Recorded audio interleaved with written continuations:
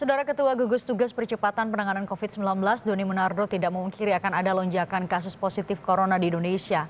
Untuk itu, warga harus terus mengikuti imbauan pemerintah mencegah penyebaran virus, terutama untuk bersama melindungi warga lansia dan orang yang memiliki penyakit bawaan, karena mereka rentan terpapar corona. Simak penjelasannya secara eksklusif pada jurnalis Kompas TV Aiman Wicaksono. Ketika ada rapid test, maka mungkin ada lonjakan yang mengejutkan, meskipun tidak perlu panik karena ketika tadi Bapak katakan, saya agak kaget juga bahwa hari ini kita sulit untuk tidak mengatakan tidak terinfeksi corona, betul Pak ya? Betul. Tapi bahwa ada harapan bahwa 80% ini dari data medis yang saya dapatkan, 80% orang yang terinfeksi corona itu hanya memiliki gejala ringan atau tanpa gejala sama sekali bahkan. Yang ingin saya tanyakan, berdasarkan revisi data dari hitungan proyeksi epidemiologi matematika Institut Teknologi Bandung, bahwa puncak corona di Indonesia akan terjadi pada pertengahan April hingga akhir April dengan jumlah puluhan ribu penderita positif corona. Apakah skenario ini juga hal yang sama dimiliki oleh Bapak sebagai Ketua Gugus Tugas?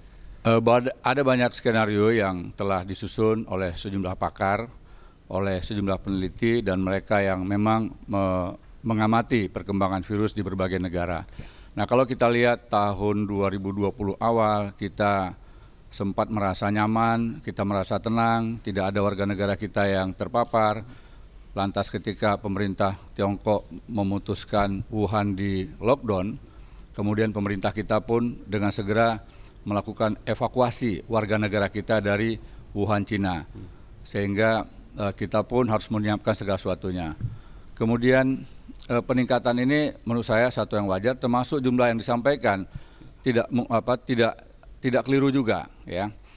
Nah, namun yang harus kita camkan di sini adalah virus ini menyerang siapa saja, tetapi kelompok masyarakat ada yang sangat tahan menghadapi virus ini, kuat, kemudian tidak menunjukkan gejala karena imunitasnya bagus, mungkin juga usianya muda.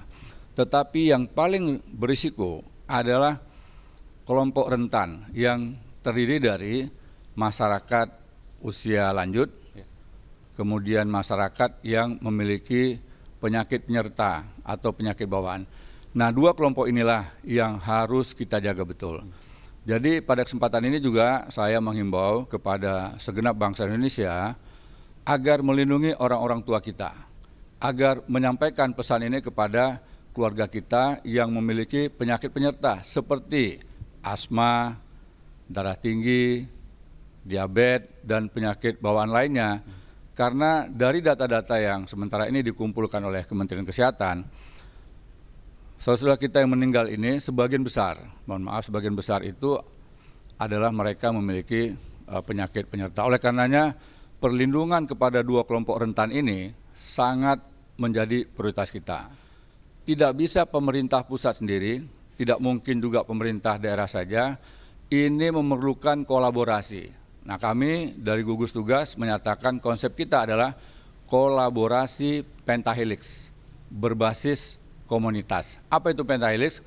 Pelibatan unsur pusat, baik pemerintah pusat didukung oleh TNI dan Polri dan segenap institusi pusat yang ada di daerah, kemudian juga dari akademisi dunia pendidikan, para peneliti, ini menjadi bagian dari komponen kita, dan juga yang paling penting adalah dunia usaha, para usahawan. Apa yang bisa dilakukan, Pak? Banyak sekali. Yang keempat, komunitas. Ya, komunitasnya terdiri ada ormas, ada budayawan, ada kelompok ulama, ada kelompok pegiat lingkungan dan sebagainya. Dan yang terakhir adalah peran media. Nah, kalau 5 komponen ini bisa bersatu padu mendukung kebijakan nasional, saya yakin kita bisa bersama-sama mengurangi jumlah yang terpapar, bahkan kita bisa mengurangi angka kematian. Oke. Saya terbayang ketika Pak tadi mengatakan berbasis komunitas di bawah melalui RT, RW, masyarakat di bawah. Apa yang bisa dibayangkan secara real? Misalnya satu contoh, Pak. Contoh misalnya begini, kebijakan nasional adalah pelibatan unsur pusat dan institusi pusat yang ada di daerah. Jadi organisasi gugus tugas ini di daerah, kepala gugus tugasnya adalah gubernur. Ya. Wakilnya adalah Pangdam dan Kapolda. Kemudian gugus tugas ini harus melibatkan seluruh komponen yang ada, sehingga kebijakan yang dikeluarkan itu bisa efektif dan juga dengan bahasa-bahasa lokal, bahasa daerah yang mudah dipahami oleh masyarakat, dan ini harus sampai ke tingkat RT RW, terutama pada program edukasi dan sosialisasi, pelibatan PKK, pelibatan Posyandu, pelibatan Karang Taruna, dan relawan yang ada di desa itu harus menjadi ujung tombak. Kepala desa harus menunjukkan kepemimpinannya, bisa melindungi warga desa agar tidak tertular. Dan apabila sudah terlanjur tertular, bagaimana cara mengurangi risikonya dengan melibatkan seluruh RT RW.